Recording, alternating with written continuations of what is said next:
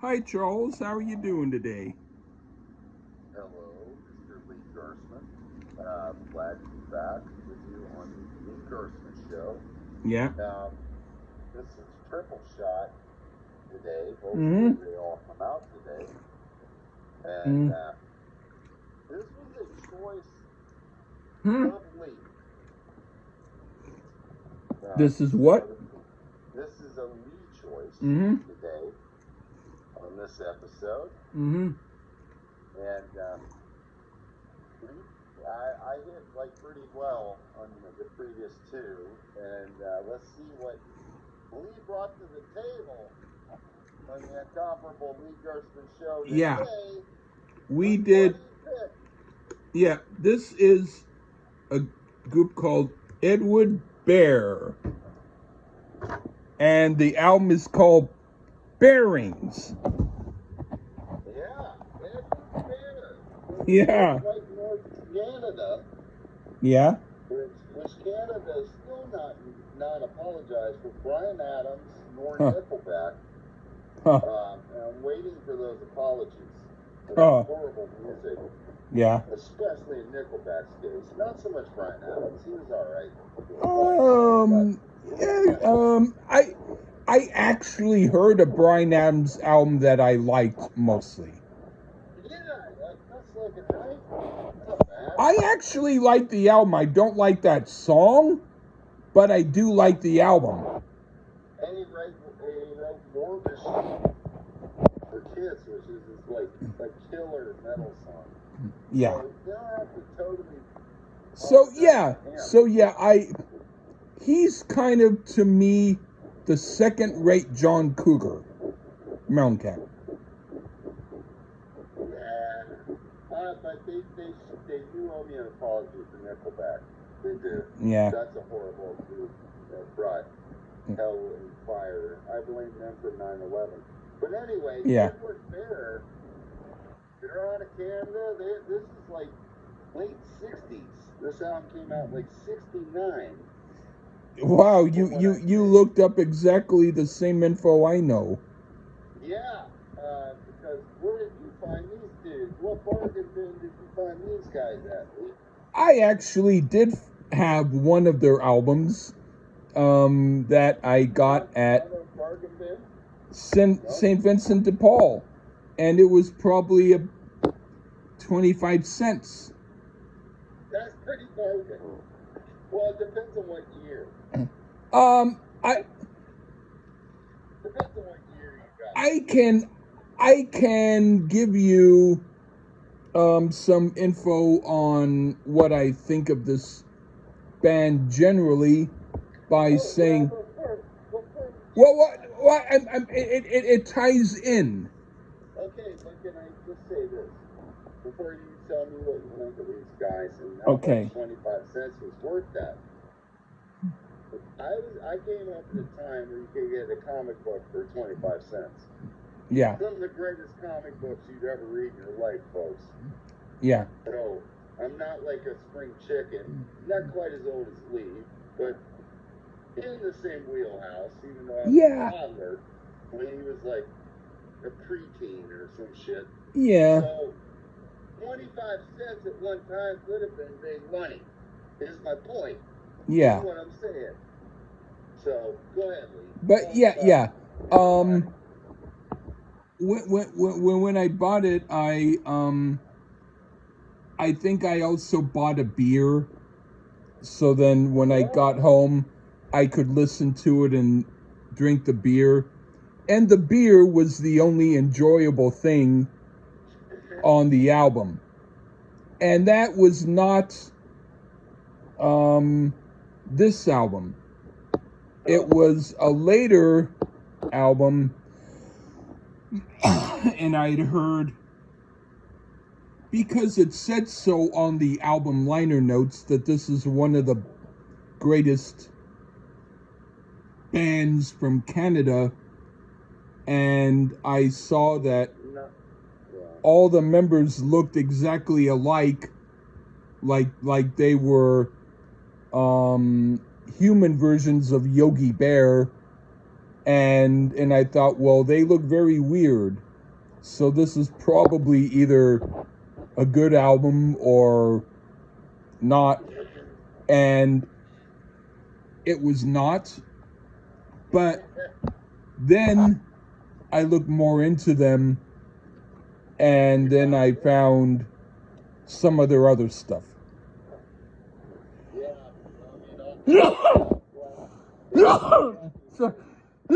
Sorry.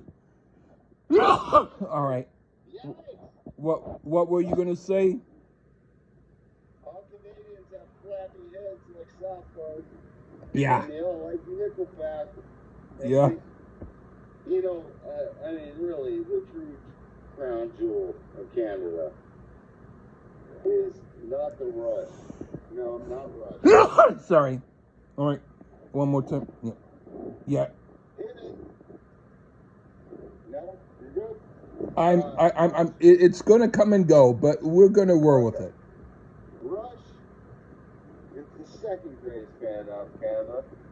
First band is the Strange Brew Guys with Hey Hose or Take Off, which is actually the Rush guy singing. Rush is a decent band. I can't talk about it. But Canada is doing out. I knew nothing about Edward Bear. The Bearings. This is supposedly their magnus opus for 1969. Wow, it still ties into Bryan Adams. Summer of 69. 1969. Mm-hmm. I don't know any of these guys' names, but it's Edward Bear Bearings. Let's do it, Lee. Yeah, I do know two of the people's names, and I will wait until later while we get into the review to mention more about them. Can't wait. I'm so curious to know who is who on this record, because I couldn't find it because they're so great. Wikipedia doesn't even say who the fuck is in the band. All right. Oh, I heard your attitude, even though I didn't hear all the words. I'm kidding. Anyway, all right. Why don't you start? Yeah, what do you think of You and Me in Mexico? With the guitar intro. Oh, I'm sorry. That's true. Stupid me. But let's combine the two. But what do you think of both the guitar intro and You and Me in Mexico? The guitar intro has a similar feel to some of McCartney's work on the White Album up to his first solo album, McCartney 1. So a bit derivative here. But then it kicks into something a bit different from that style. Our singer here, I swear, is the guy who sang on the Scooby-Doo chase numbers in the first 2 seasons of Scooby-Doo. Or perhaps many people sound that way back then. I don't know. I really think it is, though, like the Scooby-Doo guy. But for this song overall, it has a fun little calypso feel. But at least has some mariachi-type horns, which would be more appropriate. Because Mexico, I don't think is calypso. But whatever, they're Canadian. They're dumb. But I'm not sure about that xylophone on the number. Not a bad number, just a bit generic sounding with some Scooby-Doo band vocals. Go ahead, Lee. Okay. I thought that the beginning acoustic part was like many bands do. It's not meant to be the highlight. It's meant to make whatever song that they're doing after it sound better. In this case, I don't know whether that's the case. But about You and Me in Mexico, I put, it's cute, not great, not bad. I'm okay with it. It's like a conversation that I had with someone forgettable, and I forgot what they told me 10 minutes later. Yeah. Okay, now for Fool. I like this song. It's a sleeper, but after a few times listening to it, I realize it's better than how it seems at first. It's like a bluesy or Procol Harum ballad, and the guitar work is quite nice. Yes, I dig it. What do you think? Has a nice little flow here. I mean, our singer hasn't got out of his Scooby-Doo sound yet, but it's all good. You know what? He has a bit of a Tom Evans Badfinger type sound. So there, no more Scooby-Doo jokes. I'll give you that. We get a bit of a kitchen sink type thing going here, some bells and whistles onto this one, literally. Well, maybe not so much whistles, but some cool bells going on with a pretty solid electric piano, which would be the whistles. Not a fan of how it ends, though. It sounds like it ran out of ideas, so it's like a 3/4 decent little song here with a bad ending. I'm just gonna cut off. Okay. What do you think of Cinder Dream? This one is like their Spinal Tap Stonehenge. Mystical, and moody as hell. Very atmospheric. Long musical intro to get to the vocals, which work pretty well in this number. I actually like the style of songs in this group. Has more of a bearing. It's way better than the opener, and I enjoy this style a bit more than Fool. So hopefully we keep cooking here. A decent track here, Old Cinder Dream. All right, I thought this is a cool progressive psychedelic rock song, and I really like it. I realize it's one of the better songs of its type here. Really good. Yeah. And now for Woodwind song. I will preface that I have not heard any woodwind on it, but this is good too. I would say it's maybe one that takes a few listens to like, but it's like another better version of a Procol Harum ballad. I don't mind it. What do you think? No woodwinds. I don't know if it's that great, because it has a decent thing going for it. But for some reason, this seems like an attempt to fit in. And practically beg someone to sign them to Apple Records. As it's very derivative of Badfinger or the Ivies. And it did these types of songs together. In Mexico, I'll need to reevaluate. It was probably better than this. And this one is completely Moody Blues organ. So, can we get any more cliche derivative? That's what I thought of Woodwind song. Okay. Yeah. What? It's because I have the heater on, but I don't want to turn it off. Turn the heater off. Huh? No. Okay, I'll turn it off. All right. Anyway, what do you think of... All right. What do you think of Hideaway? Well, okay, we want to do some blues here. And I have to say, they pull it off nicely.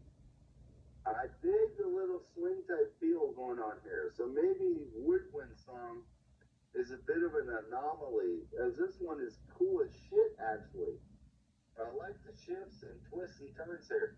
I think this is a sound they should have gone for a bit more. For an album that hasn't been so dynamic on the guitar end, we get plenty here. And it's a solid instrumental here. One of the better tracks I've heard thus far, Old Hideaway. Go ahead, Lee. All right. A cool, rocking, bluesy lounge jazz jam that comes on in a way that surprises the listener after hearing the previous songs. And for that alone, it's great. But I do like it for its own merit also. All right, now for Mind. Well, there is a little bit of a Monty Python-esque, and you turn the record over and blah blah blah blah. but Yeah. that's not Sound Police. that's I not didn't an get that actual Python thing. track, huh? Yeah, I didn't get it. It's not on YouTube. Because I checked it out on YouTube. It's easier. Oh, But yeah. Mind You got it there. No, we're on the Mind Police. I have Okay, that okay. track. But anyway, I'll give you the other thing later sometime maybe. But anyway, it should have been on there. But you mean that you turned the record over? Like da. You didn't get I that? don't. Here. No. All right. But I anyway, believe you. Mind Police. Okay. Yeah. This is a cool, perhaps Beatles influence thing. Except I think this group does it better than the Beatles could have done. But What? it's a cool song and I dig it. What do you think? My 6,000 minutes of Oasis this year, listen to Apple Music aside, nobody's ever better than the Beatles. Maybe just one band. So don't, maybe just one. Not this one. So I'm going to let that, strike that from the record. There, peeps. But Mind Police, it's a joke, Lee. Well, haha. Mind Police, no relation to Dream Police by Cheap Trick, I'm sure. Well, I'm sure it has some profound messages going on here. I could care less about that. What I do care about is the vocals are produced in a way that is excellent. Another one that I hear Hendrix influences on, and yet again, Foxy Lady. Well, I mean, take from the best, I say. But that aside, that does this one quite a bit. Got some hot mustard on this hot dog here. And it's a group hot dogging for sure right now. Showing out a solid number. This one, Mind Police. Okay. What do you think of Toe Jam? Trojan, yeah, you notice that. But we're not mentioning my 6,000 minutes of listening to Drew. Yeah. I don't need to talk about that. You can talk about it all you want. It was Quicksilver. But anyway, Toe Jam has to be an influence of the incomparable Lee Gerstmann songbook here. Huh. Just the title alone. And for once, I think our group may outdo you here. Huh. This is something to inspire to get you to get with. Huh. The piano is pretty badass here. And this one swings along in a great way. I dug this way more than Hideaway, and I enjoyed that one quite a bit. There is some hope with Edward Bear, I see. Okay. I will tell you what I think of the song and then I will give you a little info about the group that you might Right. not have been able to find, but I will tell you anyway. Yeah. This is kind of like the group 10 years after, but a little bit different, but equally as good in different ways. But yes, I could group to it while making barbecued short ribs. This is mighty fine. Okay. Jerry Avoy was the drummer who pretty much was into the pop kind of cute sound. And their guitarist Dennis Marks was more into the bluesy stuff. And so even though they did some co-writing here and there, it was basically the stuff that like You and Me in Mexico and blah, blah, blah, blah, blah, that Jerry Avoy was involved in. And it was more like stuff like Hideaway and Toe Jam and stuff that Dennis Marks was in. And so it was almost like two different factions of the group. So it was almost like day and night. Yeah. And that's why I thought the album was so interesting, because I wanted to showcase an album that did that flippity switch. Yeah. Okay, so now I don't know whether you're up next for Sinking Ship or me. You. Okay. A little bit of a more serious song and it works well in the context with this side. Maybe it could have worked on side one also. I like it. What do you think? Well, they're back to trying to fit in. Damn it, Edward. I prefer when you go your own thing and not try to fit in, as that is what this is. Just insert this on any generic 60s playlist, and it will fit in. It isn't terrible, just add album filler, and I think they can do better than this, and it shows on the better tracks on this album. Okay. What do you think of Every Day I Have the Blues? Well, nothing wrong with giving away the style and the title, I suppose. What would have been interesting is if they would have decided to do a pop song instead. Throw a curveball. You like this happy pop number with Every Day I Have the Blues, because it didn't work here. We get a different singer on this number, or maybe he stopped sucking helium on the other numbers and ran out of it here. Because this is a different guy singing. Not near as good as Hideaway, which was a blues track. A much more effective blues number that was. And this comes across as paint by the numbers blues rock. Oh well, damn it, Edward. You just had to louse it up, I suppose, here. Oh, I think it was probably the guitarist, Dennis Marks. But anyway, I put a cool album closer. It works as the last song, and it makes the album sound conceptually consistent. But it's not, because you got Guitar Coda. Oh, well, oh yeah. All right, but anyway, Guitar Coda, it's typical of groups who do the first 30-second snippet and put it as the last track. So exactly. I feel less interested in it than when I heard it first. What do you think? It's an outro, the intro guitar. I guess it's a decent but yet very stock way to end this album. About as short as the intro, and not sure why the Fair Boys had to go all stereotypical, but they're Canadian, so I guess they don't know better. If they would have stuck with the more original tunes on this album instead of the stock type songs, I could hear a fabulous album. Instead, I hear an album that's lost in the dustbin of history. But I do want to hear the other one that leads on. That's the one I want to hear, not this one. The original, the OG of Edward Fair. Do you really want to hear the album that I got first by them that I absolutely think sucks? Yes.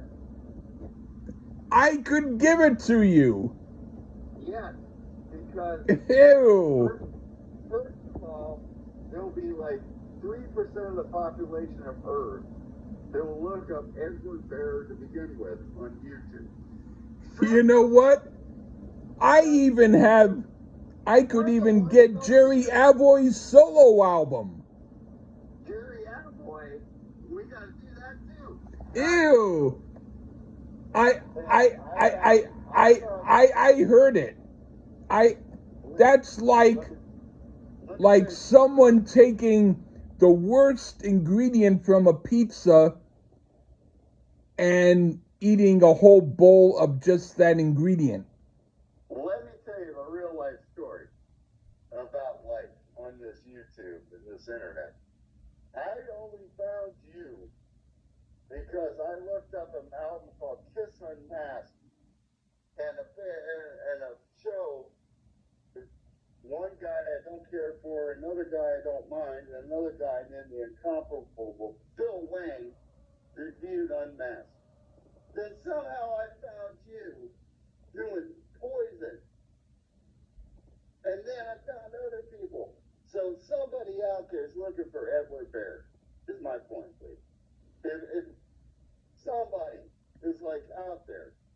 You know what? People on the I'm not against doing the reviews. And when I hear the album, I am going to think about how much pain you will be listening to it, and it will delight me. It's not even the pain. The huge. Or maybe I'll be in even more pain when you like it. Maybe. But there'll be like 3 people on the planet Earth that want to hear an Edward Bear review. But I don't care about that. I just care about my ears. Well, I get you there. But I care. There's somewhere out there, besides me, there's an Edward Bear fan. And they're happy. They'll be like, did somebody review this Edward Bear album? And it was Who awesome. knows? Maybe Jerry Evoy or Dennis Marks might listen to it. Well, Jerry and Dennis, even though I think Jerry was the singer, right? Yeah. And drummer. You sound like the Scooby-Doo songs for the first 2 seasons on all the Chase songs. But hey, great Badfinger ripoff. Really appreciate it. Really appreciate it. So I'm going to listen to their worst album that I had and write notes for a later review and put it in my shelf for later. Or do that one with Mark Alden Taylor. He will seethe with towering rage. You don't know what good is. If he's raging, that means that's good. Either way, thanks for having me back again. Right on. All right. Edward Bear on this. And this meant a lot to you, the 30 cents you paid. Yeah. I'm happy to do it, as always. Thank you so much. And thank you. Okay. Take care. Bye-bye.